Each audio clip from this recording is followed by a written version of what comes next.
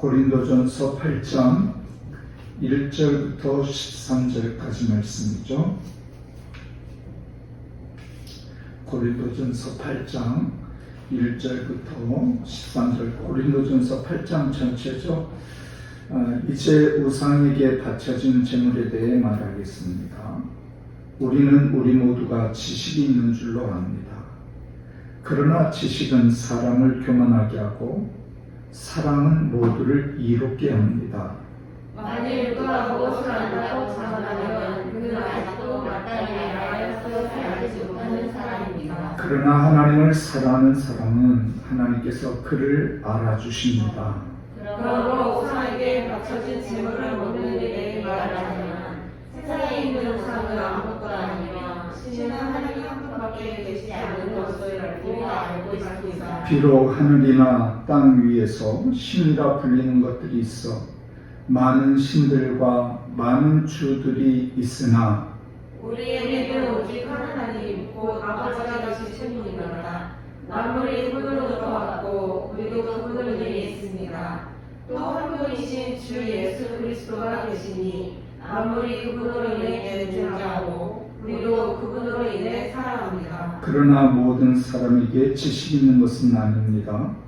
어떤 이들은 지금까지도 우상 숭배하는 습관에 젖어 있어서 우상에게 바쳐진 재물을 먹을 때 정말 우상의 것이라고 생각하고 먹으므로 그들의 양심이 약해지고 더러워집니다.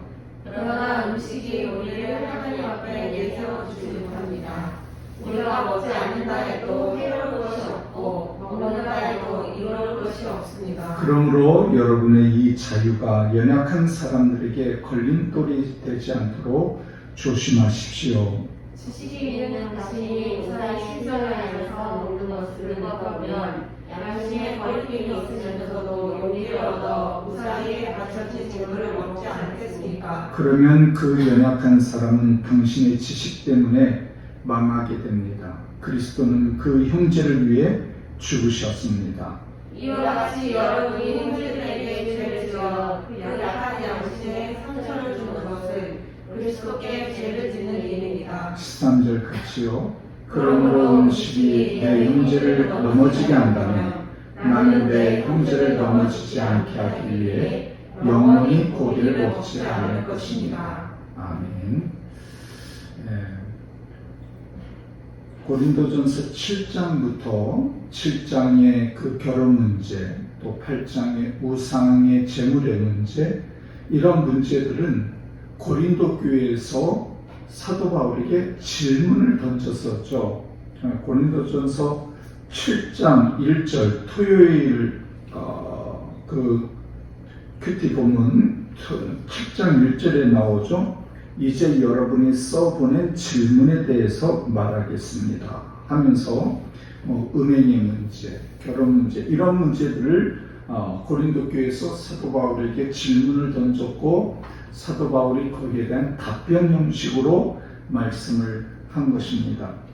오늘 본문 말씀 들어가기 전에 어제 우리가 함께 봤던 그 결혼 문제에 있어서 잠깐만 좀 더 언급하고 싶은 것은 디모데후서 3장 16절 보면 분명히 모든 성경은 하나님의 감동으로 쓰여졌다 분명히 말씀하셨죠. 그런데 이제 어제 25절에 결혼하지 않은 사람들에 대해서는 사도 바울이 내가 주께 받은 명령이 없다. 그러나 나의 의견을 제시한다. 그러니까 고린도 교회 성도들이 질문을 던져서 거기에 대한 답변으로 의견을 제시한다. 그 말입니다. 그런데 하나님께서 결혼하지 않는 것 죄다라고 말한 적 없으시죠. 그죠? 또 하나님께서 그 결혼을 통해서 가정을 제정을 하셨기 때문에 만약에 너희들 결혼하지 않으면 안 된다. 꼭 결혼해야 된다 하고 말씀하셨다면 반드시 결혼을 해야 되겠지만 결혼을 하지 못하는 사람들이 얼마나 많습니까? 그래서 고린도 교회를 향한 그 바울의 권면, 그래서 저는 어제 말씀을 전하고 나서 참 그런 그렇게 생각이 마음에 그런 감동이 오더라고요. 만약에 사도 바울이 이 말씀을 기록하지 않았다면 물론 하나님의 성령으로 기록된 책이기 때문에 이 바울의 말이 바울의 생각으로만 생각될 수 있단 말입니다. 그래서 바울의 생각을 우리가 이거는 바울의 의견이니까 무시하자. 하나님께서 뭐라고 말씀하셨느냐? 하나님께서는 가정을 이루셨고 남자와 여자가 합하여 한 몸을 이루는 것이 하나님의 뜻이다. 결혼 안 하면 안 된다. 막 이렇게 막 강요할 수도 있겠지만 우리는 바울의 편지 또한 성령께서 바울을 감동하셔서 바울을 통해서 하나님께서 우리에게 말씀하시는 것이라고 믿는 믿음이 우리에게는 있습니다.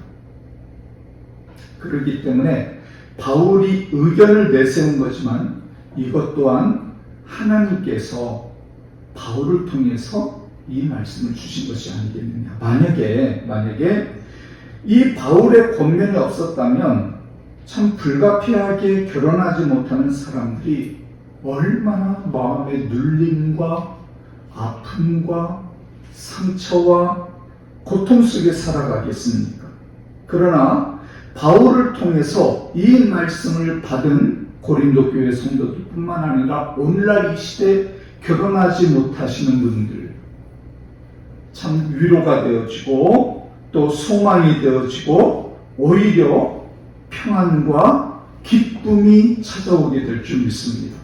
그래서 더욱더 나는 오직 주님만 생각하고 내가 주님 한 분만으로 만족하리라 하는 이 고백이요 오히려 결혼한 사람들보다 더 주님 앞에 가까이 나아갈 수 있는 그런 은혜가 되지 않을까. 그러면서 고린도전서 7장 17절에 이런 말씀하셨죠. 오직 주께서 나눠주신 은사대로 하나님께서 부르신 대로 살아가십시오. 그랬습니다. 그래서 혹시라도 독신으로 부르심을 받은 사람이라면 독신으로 살아가는 것이 하나님께서 그를 향한 하나님의 뜻이 아니겠느냐 하는 그런 마음이 있어서 오늘 어제 말씀을 좀 언급을 하고 그리고 오늘 본문 말씀은 이제 결혼 문제에 대한 답변에 이어서 우상의 제물을 먹느냐 마느냐 하는 문제에 대해서 지금 고린도 교회 성도들이 질문을 했고 거기에 대해서 말하겠다 하면서 이제 시작을 하죠. 이 우상의 제물을 먹느냐 마느냐 하는 문제는요. 당시 사회적 배경과 아주 밀접한 연관이 있죠. 고린도뿐만 아니라 헬라 지역, 그 아가야 지방의 수도로 헬라의 대부분의 지역이 그러했듯이 우상 숭배가 만연해 있었고 우상 숭배하는 데 있어서 신전 중심으로 이루어졌단 말입니다. 신전 중심의 사회생활이 다 이루어지면서 그 신전에 바쳐지는 제물은 필수적이었죠. 그리고 신전에 바쳐지는 제물이 얼마나 많겠습니까? 시민들이 얼마나 많은 제물을 바치는지 그 사제들이 먹을 양은 딱 정해져 있잖아요. 그래 남는 거 어떻게 합니까? 그걸 폐기합니까? 그러지 않았단 말이에요. 그 남는 것들을 시장에 내다가 팔았다고. 결국 시장에서는 그 우상에게 바쳐졌던 제물만 따로 구분해서 파는 것이 아니라 뭐 그럴 수도 있겠죠. 그런데 또 어떤 상인들은 섞어서 일반 고기와 섞어서 팔았단 말이에요. 여기에서 문제가 발생하는 거죠. 우상에게 바쳐진 제물과 일반 고기가 구분이 되지 않기 때문에 성도들은 본의 아니게 먹을 수가 있게 되었고 먹을 수밖에 없게 되었고 그러면서 유대교에서 개종한 사람들 그 유대교에 개종한 사람들은 철저하게 그 구약의 율법에 따라서 신앙생활을 하고 있었기 때문에 우상 제물을 부정한 음식이라면서 절대로 먹을 수 없다, 그렇게 주장을 했단 말입니다.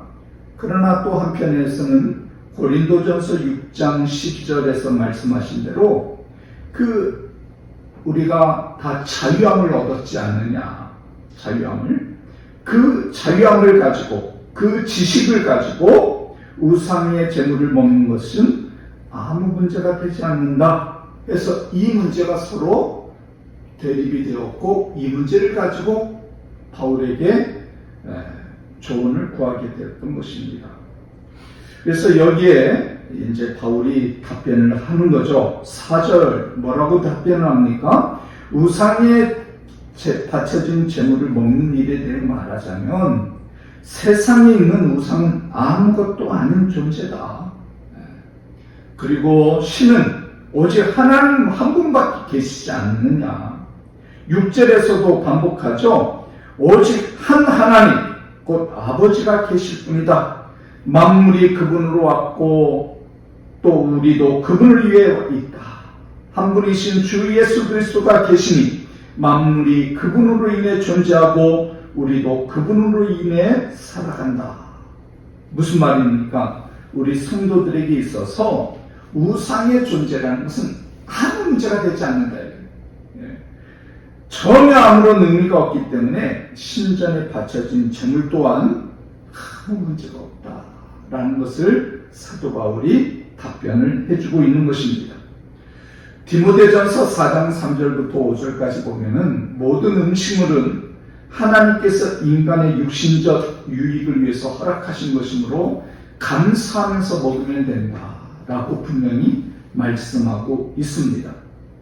자, 그런데 그러다 보니까 그러면서 8절 말씀 보시면 우리가 먹지 않는다 해도 해로울 것이 없고 먹는다 해도 이룰 것이 없다.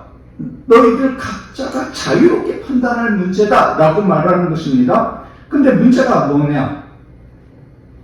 이런 우상의 제물을 막 신전 앞에서 뭐 상관없으니까 막 먹어도 되지 뭐 하면서 먹다 보면은 믿음이 연약한 성도들에게 부정적인 영향을 줄 수 있지 않겠느냐는 것이죠.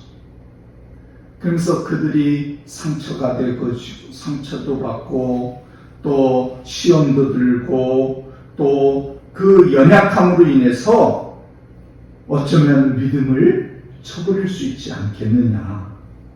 그렇기 때문에 그런 생각을 가지고 너희들에게 이러한 지식이 있고 이런 자유함이 있다 할지라도 절제와 양보를 통하여서 우상의 재물을 너희들이 좀 먹는 것을 좀 자유하다 해가지고 마음대로 무분별하게 하지 말고 너희들이 정말 그것을 먹는 것이라면 가정에서 먹을 수 있지 않겠느냐. 그것을 꼭 막 드러내놓고 먹을 필요가 뭐가 있느냐 하는 것입니다. 우상의 재물뿐이 아닙니다. 오늘날 교회 내에서도 예를 들어서 와인 한 잔 마실 수 있습니다. 저는요, 제가 어르신 목사님하고 유병기 목사님, 제가 모셨던 목사님께서 필리핀에 한번 가자고 해가지고 선교지 이광수 선교사님 방문을 하러 갈 때입니다. 비행기를 딱 탔는데 목사님께서 스튜디오스에게 와인을 시키는 것이죠. 목사님이 와인을 드셔? 순간적으로 목사님도 술 마시네? 그런 생각을 갖게 됐어요. 근데 목사님께서 말씀하신 거예요. 이 비행기 탔을 때 와인 한 잔 마시고 잠을 자면은 굉장히 이렇게 피로가 좀 풀어진다. 말씀을 하시는데 충분히 공감이 되더라고요. 뭐 와인뿐이겠습니까? 그래서 우리가 믿음이 있는 사람들이, 좀 성숙한 사람들이 정말 죄의 문제만 아니라면, 술 마시는 거 죄 아니잖아요. 그죠? 이게 하나님 앞에 죄 문제가 아니라면 식사하면서 마실 수 있어요. 지난번에 누가 삼겹살을 사준다 해서 딱 갔더니 여러 명이 있어요. 여러 명이 있고 술잔이 있었어요. 믿음이 연약한 성도가 삼겹살 먹으면서 술을 마신 거예요. 근데 목사님이 오니까 좀 불편할 수 있겠죠? 근데 전혀 저는 그것을 내색하지 않았어요. 왜? 충분히 그럴 수 있기 때문에. 무슨 말인지 이해되십니까?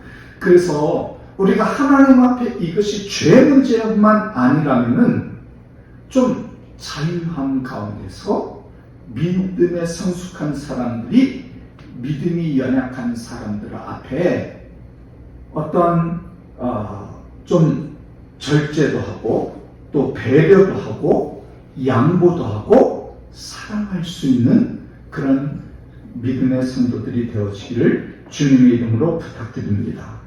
아멘. 여기 그런 말씀이 있죠. 몇 절입니까?